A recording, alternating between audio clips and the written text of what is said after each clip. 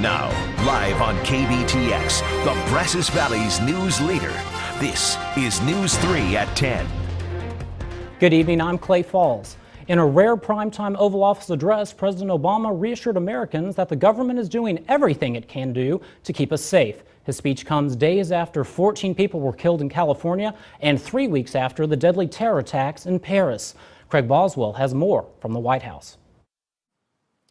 Good evening.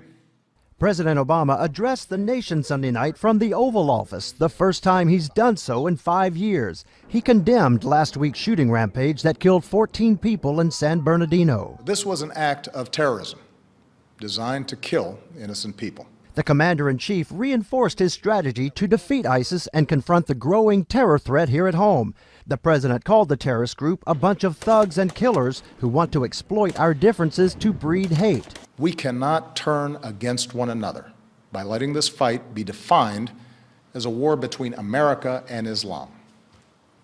That, too, is what groups like ISIL want. The most recent CBS News poll shows only 21% of Americans have a great deal of confidence in the government's ability to protect against terrorism. President Obama also called on Congress to pass legislation that would ban assault rifles like the ones used in the massacre in California. Congress should act to make sure no one on a no-fly list is able to buy a gun. What could possibly be the argument for allowing a terrorist suspect to buy a semi-automatic weapon? Critics, including Republican presidential candidates, have blasted the president for underestimating the threat from extremist groups. President Obama says the U.S. military will continue to hunt down terrorist plotters anywhere it is necessary. Craig Boswell, CBS News, the White House. The president urged the Muslim community to be a partner in the fight against radical Islam. Well, turning to weather now, it was a beautiful day for a Christmas parade, a little bit on the warm side. Crystal Plone joins us now. And Crystal, we're in for a warm-up this week. Yeah, things are going to get a lot warmer. Outside, it was fantastic for the parade, so I'm really glad everyone was able to go out and enjoy that today. But unfortunately, it's not going to feel like winter for really the next week at all. Here's what high temperatures looked like today. We saw mid to upper 60s for the majority of us. We even saw some low 70s today, so definitely felt a little bit more like spring rather than fall. We will see mostly clear skies during your day tomorrow with temperatures above normal, not just for Monday, but throughout the entire week. And it looks like we are expecting a few rain chances by next weekend too. So if you do miss the clouds and the rain, then stay tuned. We do have that in the forecast as well. But when you wake up tomorrow morning, we do have a slight chance to see some patchy fog, and we start things out in the low to mid 40s. We'll talk more about those rain chances later on. Clay? Thank you very much, Crystal. Federal investigators are learning more about the married couple behind the massacre in San Bernardino, while the community mourns the 14 victims of what is being investigated as one of the deadliest terror attacks on American soil since 9/11. Danielle Nottingham has the latest from San Bernardino. A message of peace and tolerance resonated Sunday as family and friends remembered the victims of the San Bernardino shooting. We have to remember that even the Muslim people are our brothers and sisters. Yvette Velasco, who was one of the 14 killed, was a member of this tight-knit church in nearby Rialto. It was like a stab in the heart. While the community here in San Bernardino tries to heal from its loss, investigators are piecing together more information about the two shooters. Officials say federal investigators are trying to figure out whether Tashfeen Malik radicalized her American husband, Syed Farouk. Farouk's father told the Italian newspaper La Stampa, "My son said he shared al-Baghdadi's ideology and supported the creation of the Islamic State. He also was obsessed with Israel." The FBI seized several items from this Riverside home over the weekend. The house belongs to Enrique Marquez, a friend of Farouk's. They were good friends. I would have to say for at least good 7 years. Law enforcement sources tell CBS News they believe Marquez, a former security guard, purchased the two semi-automatic rifles used in the attack. Marquez checked himself into a psychiatric hospital shortly after Wednesday's shooting. Danielle Nottingham, CBS News, San Bernardino, California. Investigators are confident only Farouk and Marquez purchased the guns legally in California and reconfigured them to be more powerful. Investigators are also reviewing video from the California gun store owners who have called saying they saw the two together. Marquez is not under arrest and is not considered a suspect. Well, a 21-year-old man is still jailed this evening after Bryan police say he fled from them by running down train tracks on a bridge and had to be rescued after he tried to fall into the road below. Daquan Johnson was arrested for less than 2 ounces of marijuana, resisting and evading arrest after police say he called them, saying he'd been robbed by people who'd given him drugs. Police say he ran down the train tracks near West Villamaria Road and then dangled backwards off the bridge with his feet caught in a railing 16 feet above traffic below. Police say they grabbed one of his legs as he tried to let go. They were able to handcuff one of his hands to a rail so that he wouldn't fall and then rescued him. His bond has been set at $10,000. FEMA is opening offices in Texas's Rio Grande Valley to help hundreds of homeowners whose property was damaged during some of the area's worst flooding in half a century. FEMA officials also are visiting homes of residents who may qualify for federal assistance. Hurricane Patricia's remnants brought nearly 20 inches of rain to the area in October alone, sparking flooding which lasted for weeks. President Barack Obama declared it and 14 other counties disaster areas, making them eligible for FEMA funds. A recent analysis of Texas traffic stops shows Hispanic and black drivers are more likely to be searched by Department of Public Safety troopers. A review of 15 million records from 2009 to now by the Austin American-Statesman showed Hispanic motorists were 33% more likely to be searched over white drivers. Black motorists, meanwhile, were more than twice as likely to be stopped and searched. DPS maintains that motorists of different races are treated equally, and they will hire a contractor to review how traffic data is collected and analyzed. The Texas GOP has rejected a proposed non-binding ballot initiative which would have allowed 2016 primary voters to consider Texas secession from the United States. State Republican Executive Committee members used a voice vote during their meeting in Austin on Saturday to defeat the effort. Supporters said the idea of Texas independence might be popular enough to increase voter turnout, but it was unsurprising the effort was defeated with ease. The Texas Democratic Party released a statement following the vote saying Texas Republicans, quote, decided they're still Americans. The Chicago Police Department's interim superintendent is warning officers they'll face discipline if they don't make sure both the video and audio of their dashboard cameras are working at all times. This comes after the department was harshly criticized after the audio was not functioning on the dash cam that recorded the October 2014 fatal shooting of Laquan McDonald by Officer Jason Van Dyke. The city later released 4 more dash cam videos of the incident, which did not feature working audio either. Inspectors are now required to do random dash cam checks. Well, former President Jimmy Carter says that his most recent brain scan showed no signs of cancer. He said in a statement that he will continue to receive treatment drugs to help his body seek out cancer cells. Carter says the scan showed no signs of the original cancer spots or any new ones. Carter announced back in August that he had been diagnosed with melanoma that spread to his brain. He has remained active during treatment, continuing his humanitarian work and volunteering with Habitat for Humanity. We'll take a look at this. The first U.S. shipment in months is on its way to the International Space Station after 3 days worth of weather delays. The unmanned Atlas V rocket is carrying 7,400 pounds of much-needed groceries and other astronaut supplies to the space station. If the cargo ship reaches its destination as planned on Wednesday, it will be the first U.S. delivery in nearly 8 months. The Atlas V is also carrying Christmas presents for all personnel at the International Space Station. Well, coming up after the break, News 3's Whitney Miller has a look at today's annual Christmas parade in Bryan College Station, which almost didn't happen. And later in sports, we'll tell you what SEC city the Aggies are headed back to for the bowl game. We've seen a lot of sunshine throughout the weekend and the weather is going to be nice, but things are going to get warm. We'll have your complete forecast after the break.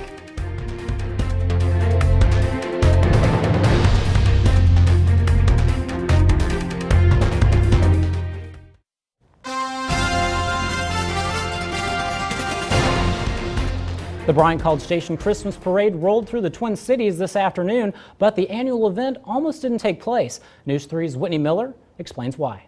I love to bring my son out to watch the Christmas parade. Did you get a candy cane? You want another? Merry Christmas! He gets a big kick out of it. Gina McCannon and her family have been attending the Bryan College Station Parade for years. I love seeing the band march and all the different floats and everybody, so it's really special.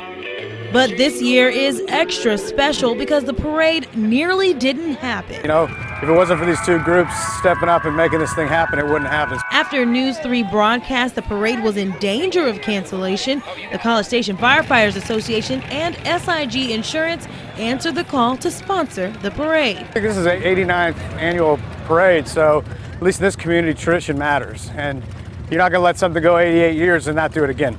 I think that means a lot. That says a lot about our the people who work hard for us.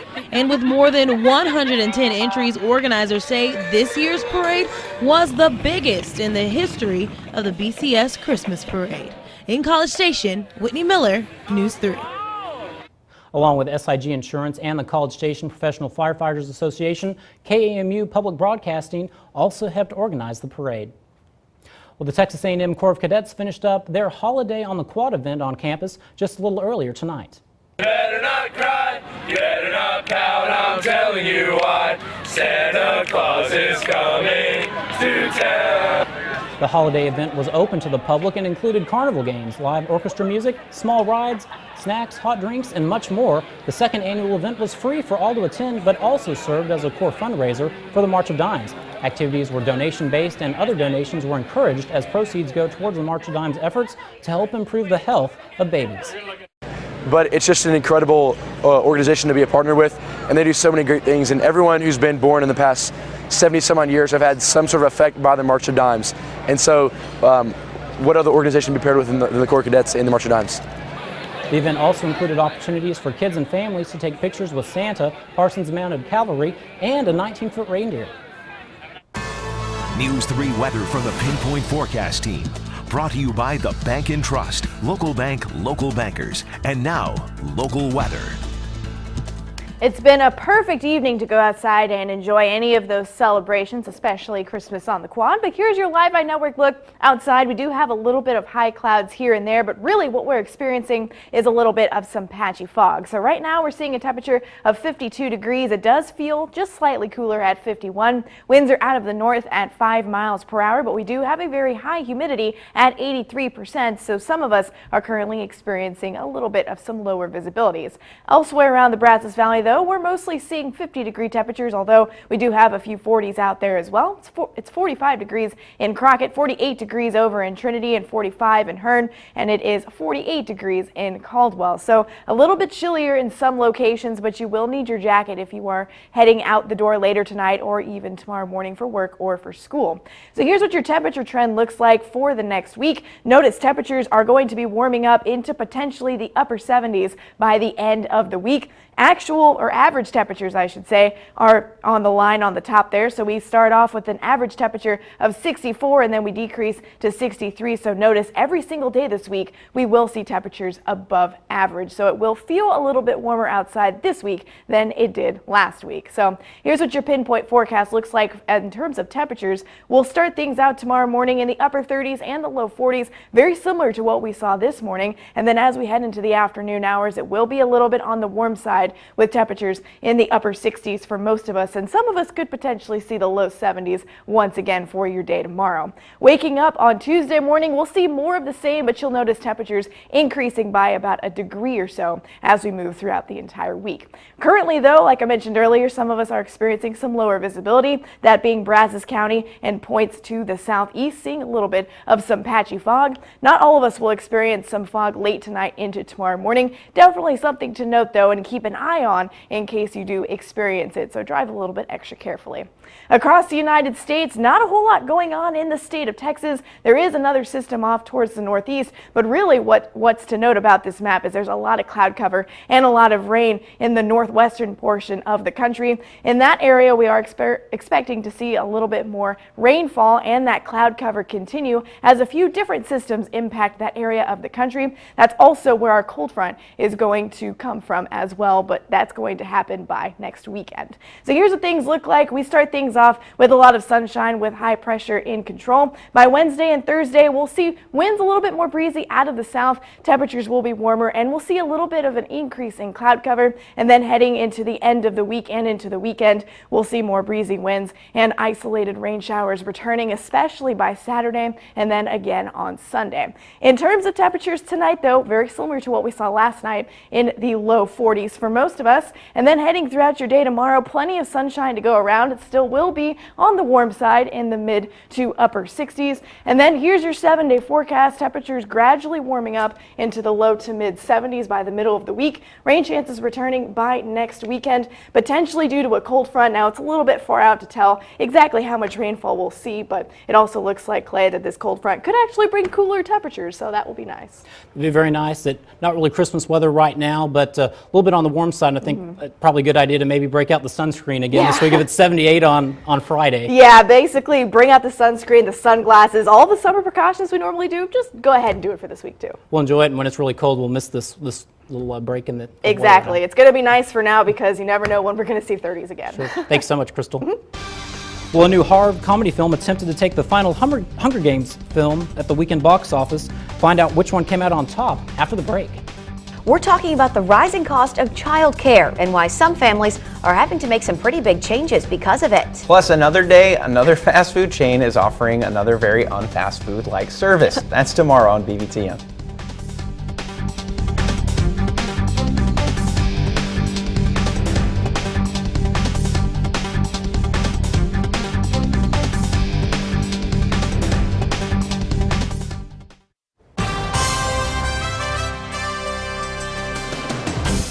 The Hunger Games finally managed to spoil what was almost an early Christmas for a new holiday horror comedy at the box office over the weekend. The final installment in the young adult Hunger Games franchise, led by Jennifer Lawrence, is proving its box office power by swiping the #1 spot once again against all newcomers. The anti-Santa holiday horror comedy Krampus made its debut in theaters this weekend and surprisingly managed to scare its way to the #2 spot. Creed, a spin-off film from the Rocky boxing franchise starring Michael B. Jordan, held on to its third-place spot over the weekend, but still continues to have a strong showing. The Aggies are headed back to the Music City. Reaction to the bowl news from Kevin Sumlin and Eric Hyman next. Plus, we'll break down the rest of the bowls for the SEC and Big 12. And the Texans aim for 5 in a row against the Buffalo Bills.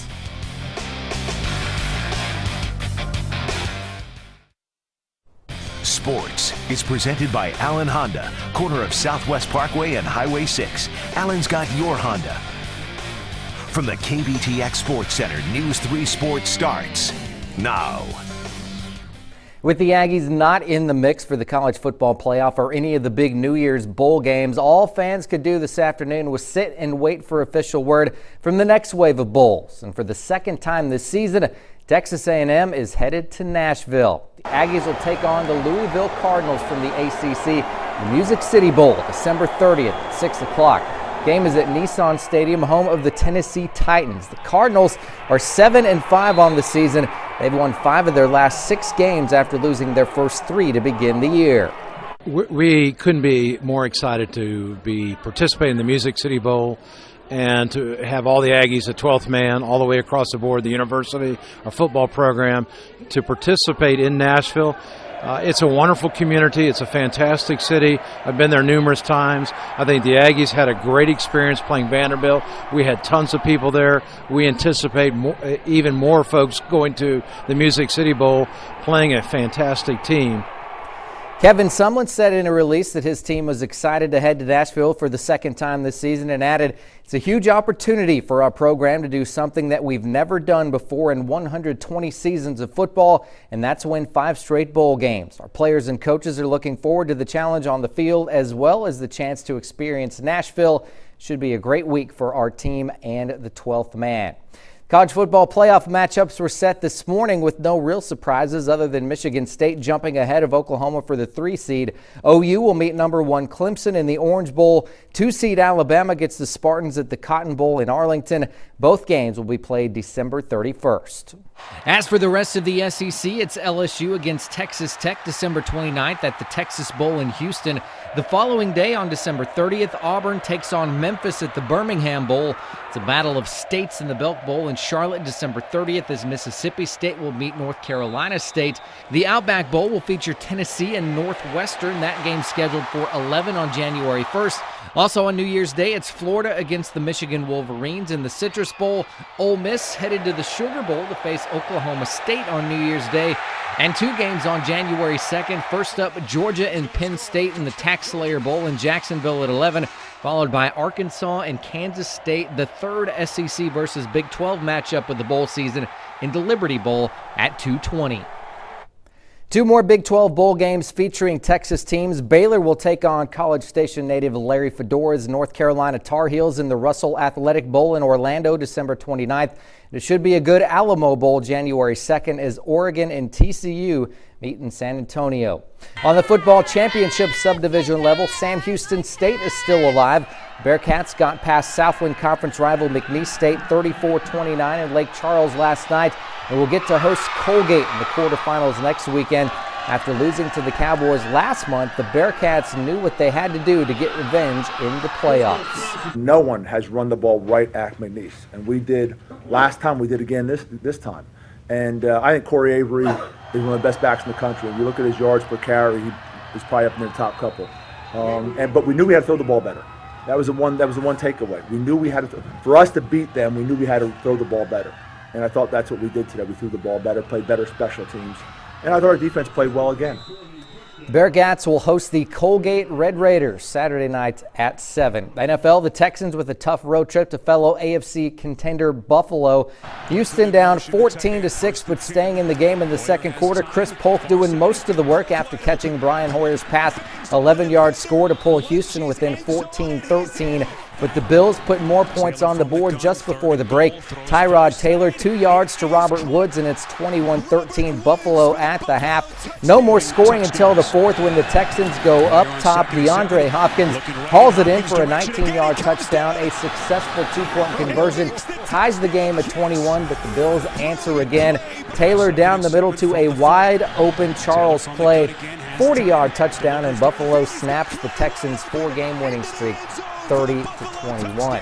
Plays Dallas Cowboys, of course, play the Redskins on Monday Night Football tomorrow. Also 2 SEC coaching moves made official today. Kirby Smart to Georgia and Will Muschamp to South Carolina. That's awesome. You know, the Cowboys will always be America's team to me, and for the Aggie football program, just to me, if the Aggies can win 5 bowls in a row, that would be huge for the That would be, program. Pretty impressive. And of course, they want to get to these New Year's 6 bowls in the college football playoffs, but if you're in a bowl game, might as well win it. Nashville's a good place to go, too. Lots of fun stuff to do for fans before and after the game, so it should be a great road trip for everybody. I think that everyone liked it when they played Vanderbilt. Cool. Thank you very much, Cody. We'll be right back after this, but first, we'll have a quick look from our Live Eye Network. This is the Varisco Building in beautiful downtown Bryan.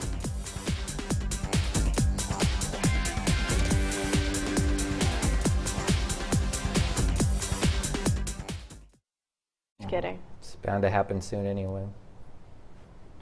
Lows tonight are in the low 40s, and it was bound to happen to see cool temperatures tonight, Cody, so, you know, got to throw that in there. But here's your 7-day forecast. We've got temperatures expecting to warm up throughout the rest of the week. Cold front expected to come through by next weekend, which could bring us some rain chances and hopefully some cooler temperatures so we don't actually feel like spring throughout the entire winter.